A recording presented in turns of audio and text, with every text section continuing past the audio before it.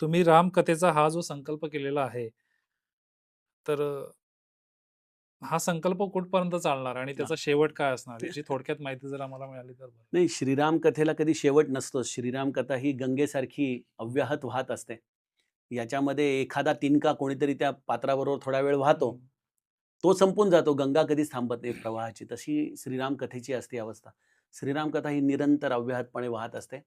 आपण स्वतःला नशीबवान समजावं, की आपल्याला त्या प्रवाहाबरोबर काही काळ जीवनातला संग करता आला. हं. त्यामुळं श्रीराम कथेच्या बाबतीत जर बोलायचं झालं तर माझे सद्गुरू श्री ब्रह्मचैतन्य महाराज गोंदवलेकर हं. हे निस्सीम रामभक्त. किंबहुना रामाला आळवता-आळवता ते स्वतःच राम झाले. हं. त्यांच्यामध्ये रामाचे सगळे सद्गुण त्यांच्या चरित्रामध्ये आपल्याला दिसतात. त्यांना राम अत्यंत प्रिय आणि त्यामुळं आपल्या गुरुच्या कार्याचा हा वसा आपण आपल्या कल्याणासाठी कारण की आपण काही गुरुचं हे करू शकत नाही, परतफेड करू शकत नाही. पण जे अनुभव, जे कल्याण त्यांनी आपलं स्वतःचं साधलं, हं. त्याच कल्याणाचा मार्ग आपण देखील 2 पावलं चालायला काहीच हरकत नाही.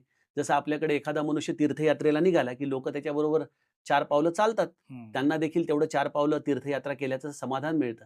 त्याप्रमाणे ज्या रामापर्यंत माझे महाराज पोहोचले, ज्या मार्गाने ते गेले, रामकथा गाऊन, रामाचं चिंतन करून, रामाचं नाम घेऊन, त्याच मार्गावरती आम्ही थोडं 4 पावलं जाऊन स्वतःचं जीवन कृतार्थ करण्याचा प्रयत्न करत आहोत. याची सुरुवात सर्वप्रथम गोंदवल्यामध्ये झाली 2013 साली जेव्हा महाराजांचा प्रथम शताब्दी पूर्ण 100 वर्ष पूर्ण हं. झाले होते पुण्यतिथीला म्हणून. त्यानिमित्ताने पहिल्यांदा मी गोंदवल्यामध्ये तुलसी रामायण या ग्रंथावर माझा अतिशय प्रिय ग्रंथ आहे तुलसी रामायण. महाराष्ट्रामध्ये विशेष तुलसी रामायणावर कोणी भाष्य करत नाही. हं. पण माझ्या गुरुकृपेने माझ्या जीवनात एक शर्मा काका म्हणून आले.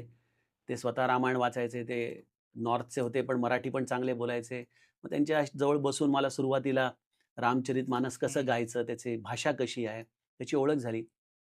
आणि मग माझा स्वतःचा पिंड हा रामदासी असल्यामुळं दासबोधाचा माझ्या जीवनावर विशेष हं. प्रभाव. मनाचे श्लोक मला अत्यंत प्रिय आहेत. आणि तुकाराम गाथा, ज्ञानेश्वरीची देखील माझी जीवनामध्ये थोडीफार साथ मला मिळाली. मग एक काय झालं, की या सगळ्याचं मिश्रण होऊन एक पॅरलल थिंकिंगची एक सवय लागली, हं. की रामचरितमानसची ही चौपाई, मग तुकाराम महाराजांनी कुठल्या अभंगात सांगितली आहे. मग माझे महाराज त्याला प्रवचनामध्ये कसं सांगतात. हा एक अभ्यास माझा हं. स्वतःचा स्वतः व्हायला सुरुवात झाली. त्या चिंतनातून एक प्रवाह निर्माण झाला आणि तो प्रवाह असा असतो, की तो गंगोघाप्रमाणे असतो. तो हं. बोलता करतो तुम्हाला. तुम्हाला तो फक्त असा शमन करता येत नाही हं. आणि मग त्या प्रवाहामुळं बोलावं लागलं.